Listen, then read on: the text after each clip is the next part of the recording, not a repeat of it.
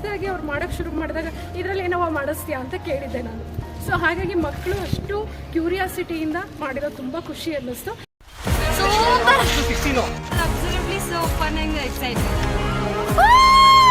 ತುಂಬ ಇಂಟ್ರೆಸ್ಟಿಂಗ್ ಆಗಿತ್ತು. ಇಲ್ಲಿಂದ ಓಡೋಗಿ ಬಂದಿತ್ತು ಚೆನ್ನಾಗಿತ್ತು, ಬಟ್ ತುಂಬ ಓಡಾಡಿಸಿದೆ ನಮ್ಮ.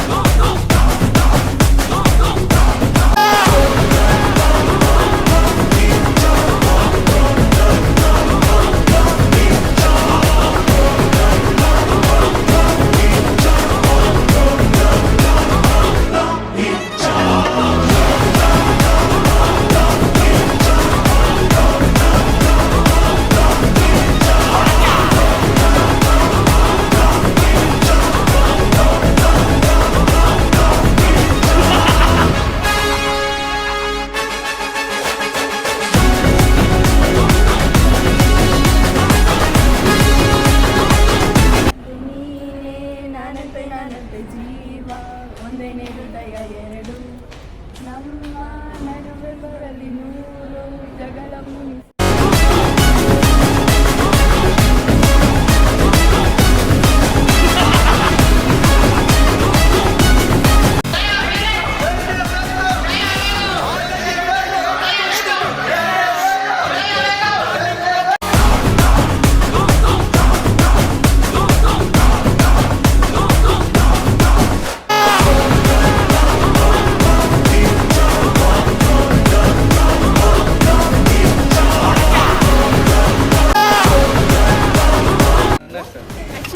ಡಾಕ್ಟರ್ ಆಶಾ ಮೇಡಮ್ ಅವರು ಬಹಳ ಕ್ರಿಯೇಟಿವ್ ಆಗಿ ಮಕ್ಕಳ ಜೊತೆ ಈ ಥರ ಒಂದು ಟ್ರೆಷರ್ ಹಂಟ್ ಕಾರ್ಯಕ್ರಮವನ್ನು ಏರ್ಪಡಿಸಿದ್ದಾರೆ.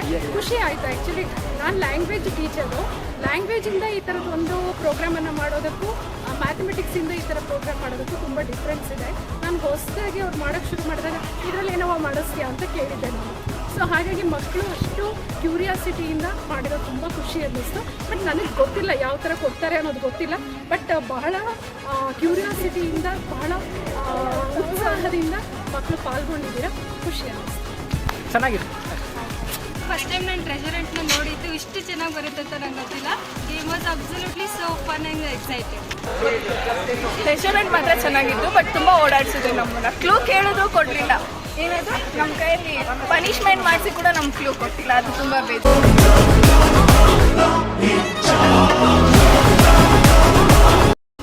ಏನು ಟ್ರೆಷರ್ ಹಂಟ್ ಮಾಡಿದ್ದು ಅಂದರೆ ಸಮಥಿಂಗ್ ಚೇಂಜ್ ಅನ್ನೋ ಮಾನೋಟನಸ್ ಟೀಚಿಂಗ್ ಇಂದ ಕ್ಲಾಸಸ್ ಹೊರಗಡೆ ಬಂದು ಮ್ಯಾಥಮೆಟಿಕ್ಸ್ನ ಹೇಗೆ ಎಂಜಾಯ್ ಮಾಡ್ಬೋದು. ಎಲ್ಲರೂ ಮ್ಯಾಥಮೆಟಿಕ್ಸ್ನಲ್ಲಿ ಮುರಿಯವರೇ ಜಾಸ್ತಿ.